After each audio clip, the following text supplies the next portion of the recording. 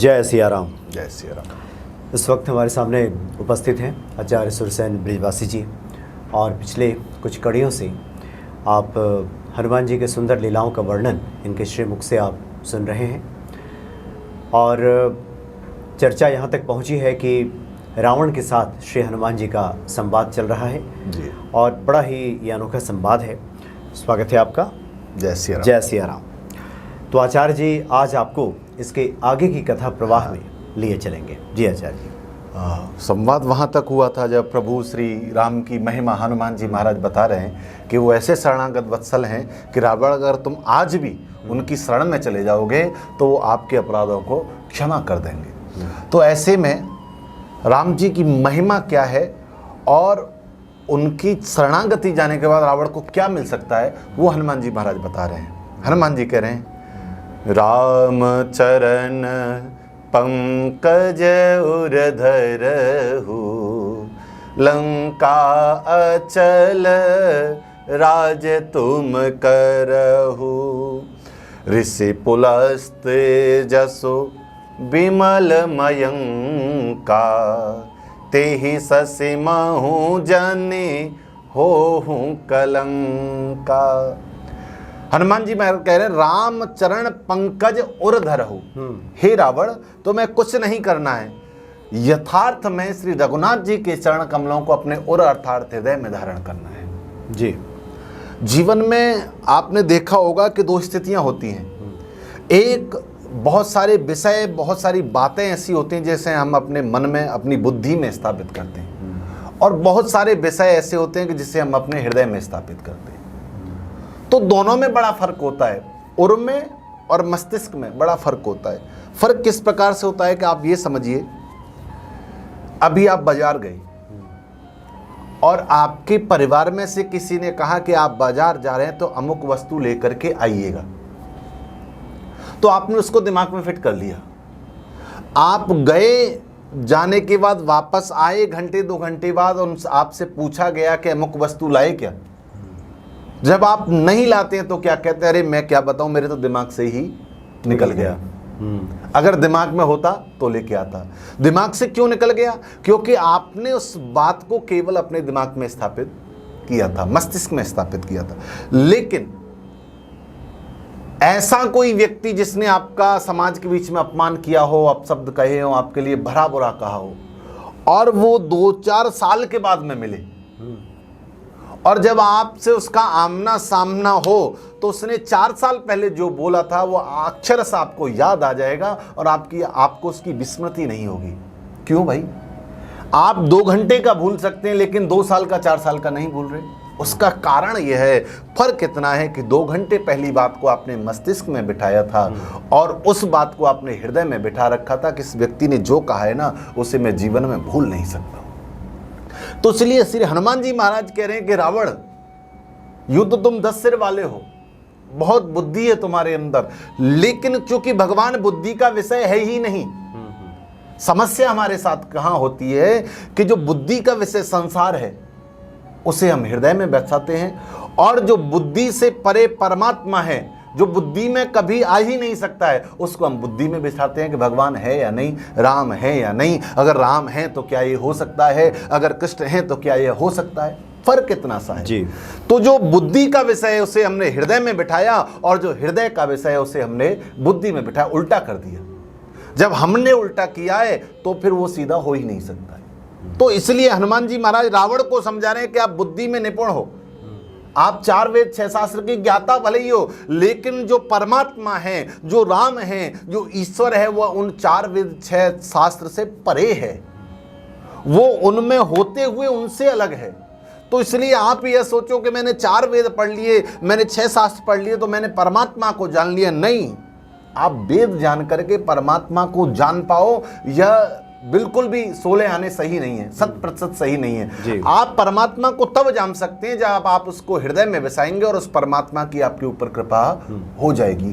क्योंकि परमात्मा को जब आप जान जाते हैं, जब आपका उसके साथ साक्षात्कार हो जाता है, तो आपका पतन नहीं होता है, आप कुमार्ग पर नहीं जाते हैं, तब तक आप कुमार्ग पर रहते हैं जब तक आप उसे पहचान नहीं पाते हैं, आप उसके वास्तविक रूप से अनभिज्ञ रहते हैं, तो आपका पतन होता है।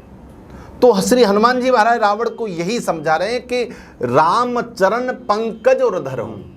अगर रावण वास्तव में तुम्हें उनकी शरणागति स्वीकार करनी है तो शरणागति स्वीकार करने का सबसे सुगम और श्रेष्ठ मार्ग यही है कि आप उनके चरण कमलों को अपने हृदय के अंदर धारण कर लीजिए। जब आप उनके चरण कमलों को हृदय में धारण कर लोगे तो आपकी सारी समस्याएं समाप्त हो जाएंगी, क्योंकि जिस हृदय में परमात्मा के चरण कमल विराजते हैं वो हृदय हमेशा कोमल रहता है और हमेशा सन्मार्ग पर चलने वाला रहता है। हम कुमार्ग पर क्यों चलते हैं? क्योंकि हमारे हृदय में ना काम, क्रोध, लोभ, मोह, मत्सर, ईर्ष्या, राग, द्वेष, न जाने क्या क्या भरा हुआ है। जब हृदय के अंदर वो भरा हुआ है, हृदय जब उस पर विचार करता है, सोचता है और चित्त उसकी आवृत्ति करता है तो वही सब बाहर निकल करके आता है।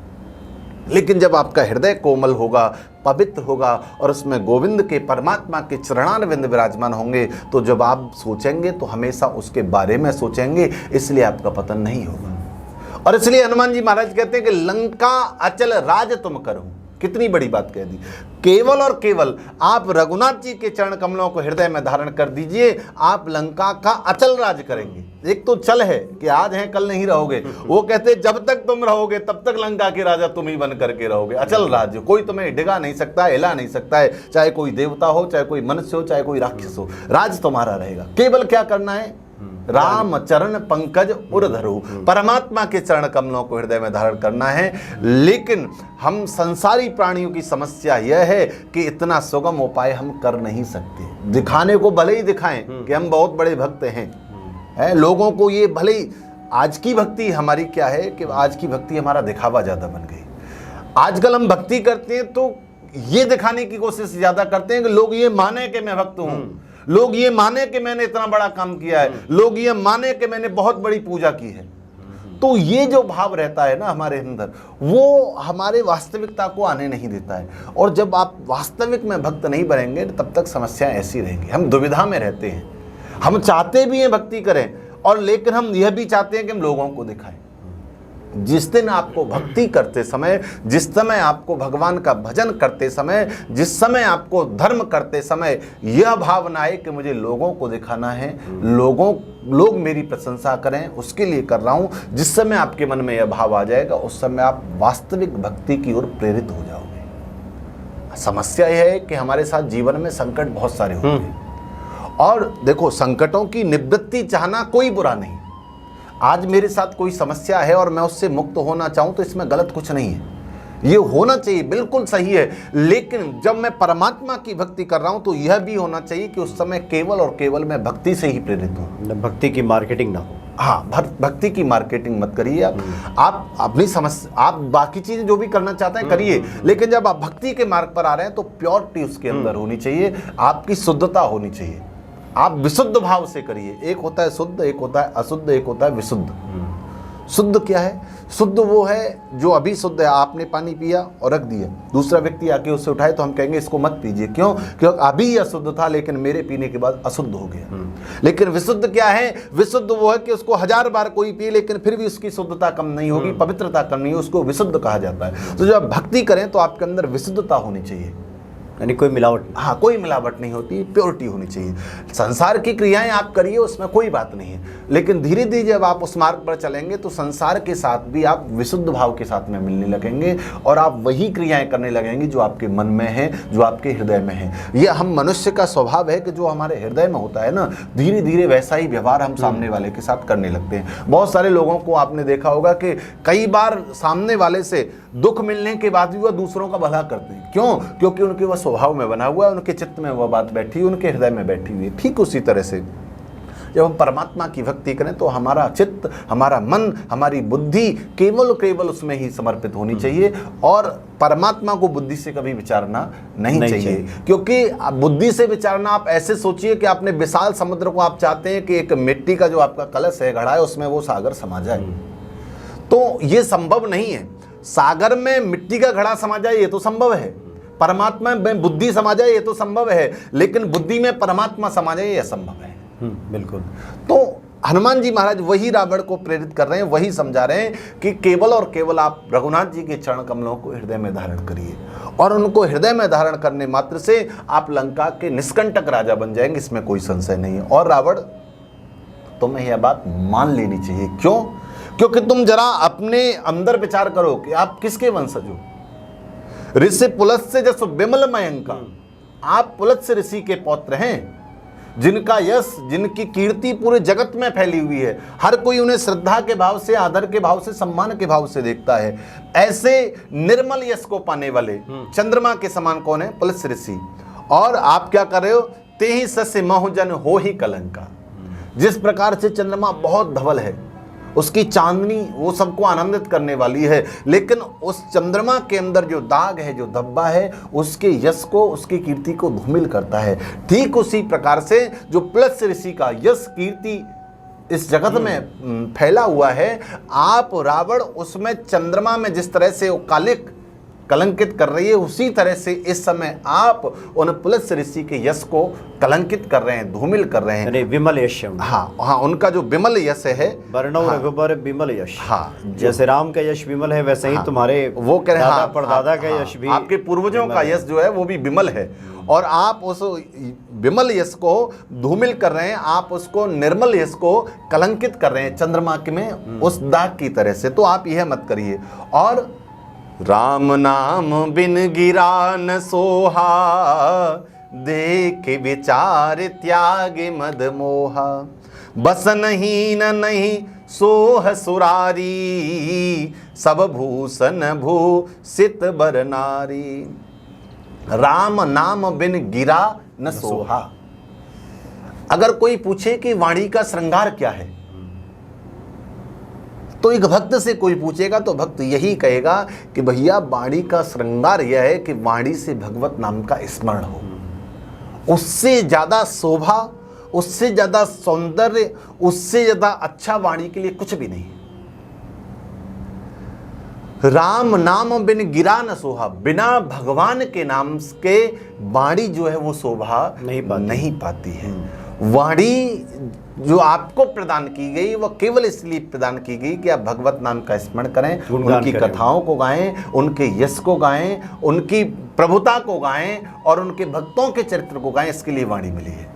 और यह सब आप करते हैं तभी आपकी वाणी की शोभा है, तभी आप उस वाणी को और सुंदर बना रहे हैं, उसको और आनंददायी बना रहे हैं। तो सबसे पहले आपके साथ में जो वाणी है उस पर भगवत नाम होना चाहिए। और देख विचार त्याग मद मोह, और ऐसा जान करके आपके अंदर जो मोह है, जो मद है, अभिमान है कि मैं रावण हूं, मैं ये कर सकता हूं, मैंने देवताओं को जीत लिया है, ये अहम ही तो है, मेरे यहाँ सब बंदी हैं, ये अहम भाव ही तो है। तो ये अहम और मोह, मोह क्या है? गोस्वामी जी ने तो नहीं बताया कि रावण का परिवार कितना है, लेकिन बाबा कबीरदास ने जरूर बताया। वो कहते हैं कि 1 लख पूत 1.25 लाख नाती, इतना विशाल परिवार है। तो रावण का उसके प्रति मोह है, ये मेरे हैं, मेरा परिवार इतना विशाल है, जब मेरा परिवार इतना विशाल है तो मेरा कोई क्या बिगाड़ सकता है। तो ऐसा जो मोह है, ऐसा जो मद है, इसका विचार करके देखो। यह देवताओं के शत्रु, बसन हीन नहीं सोह सुरारी, सब भूषण भूषित बर नारी। जिस प्रकार से संपूर्ण गहनों को पहने हुई स्त्री, जितने भी आभूषण होते हैं, जितने भी गहने होते हैं, आप उसको सब पहना दीजिए, लेकिन बसनहीन नहीं सोह सुरारी। अगर वही स्त्री कपड़ों के विहीन है तो आभूषणों से आच्छादित होने के बाद भी उसे आप सुंदर नहीं कह सकते। बिल्कुल। तो जिस प्रकार से आभूषणों से ज्यादा उसके शरीर पर वस्त्रों की जरूरत है, ठीक उसी प्रकार से रावण तुम्हारे इस मद मोह से ज्यादा तुम्हें भगवत नाम के स्मरण की जरूरत है। तुम उसका स्मरण करिए, अपनी जिह्वा से उसको गाइए। तो जिस प्रकार से वस्त्र पहन करके नारी श्रृंगार करती है तो उसकी सुंदरता और बढ़ जाती है, ठीक उसी प्रकार से इतना सब होने के बाद अगर भगवत नाम लेंगे तो आपकी शोभा जगत में बढ़ जाएगी। आप भी जगत में एक सम्मान की दृष्टि से देखे जाने लगोगे। राम विमुख संपत्ति प्रभु पाई, जाय रही पाई बिनु पाई, राम विमुख संपत्ति प्रभुताई। हनुमान जी महाराज कितना बड़ा उपदेश दे रहे हैं। जो बड़े बड़े वेद और वेदांत में जिसका वर्णन किया जाता है, उस वेदांत के सार को हनुमान जी महाराज रावण को समझा रहे हैं, क्योंकि रावण भी वेद का ज्ञाता है। तो उसको उसी की भाषा में समझा रहे हैं कि राम विमुख संपत्ति प्रभुताई, जाय रही पाई बिनु पाई। राम विमुख संपत्ति प्रभुताई, भगवान के विमुख होकर के अगर आपको संपत्ति मिल जाए, आपको प्रभुता मिल जाए। संपत्ति कहते हैं धन मिल जाए आपको, प्रभुता कहते हैं कोई पद मिल जाए आपको, आप कहीं के राजा बन जाएं, आपको कोई विशेष पद मिल जाए। लेकिन जाय रही पाई बिनु पाई, वह पाकर के भी चली जाती है और उसका पाना न पाने के समान हो जाता है, उसका होना ना होना के बराबर हो जाता है। आपके पास है तो भी उसका कोई अस्तित्व नहीं है। कब अस्तित्व नहीं है? जब वह भगवान राम के विमुख है, चाहे वो संपत्ति हो, चाहे आपके पास में कोई पद हो। अगर वो भगवान के विमुख होकर के है तो उसका होना न होना आपके जीवन में कोई महत्व नहीं रखता है।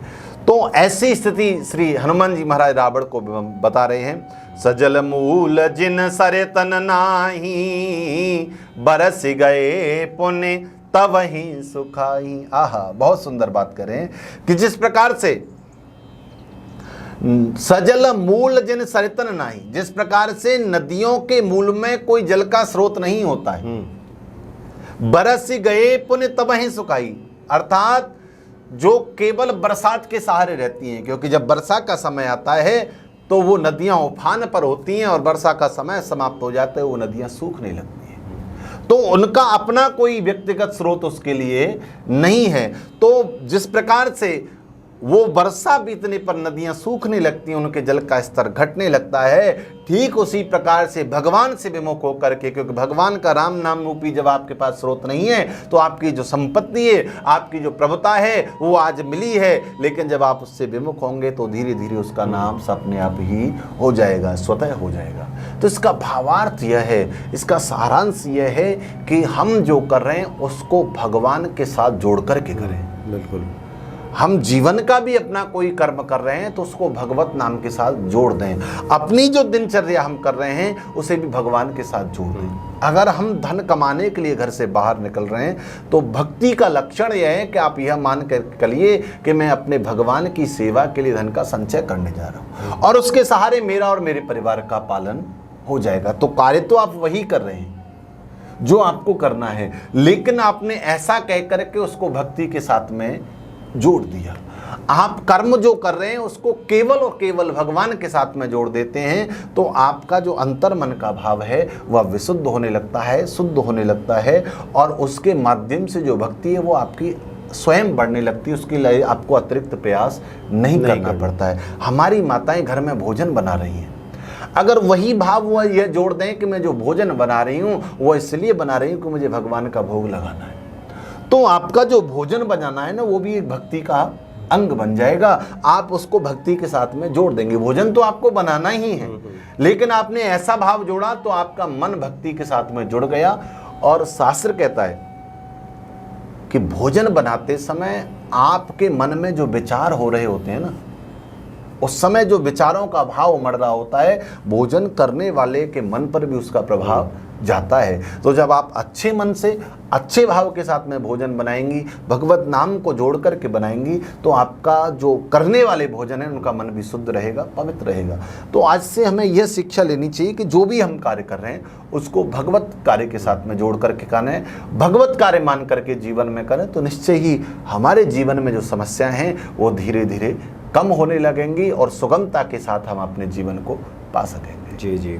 तो रावण के माध्यम से श्री हनुमान जी बहुत बड़ा एक संदेश दे रहे हैं भक्तों को भी कि जीवन में किन चीज़ों की आवश्यकता होती है और क्या कुछ हम हासिल करें जिससे कि ये अचल रहे। जी बिल्कुल, ये निरंतर चलता रहे और प्रभु के हम कृपा पात्र बने रहे।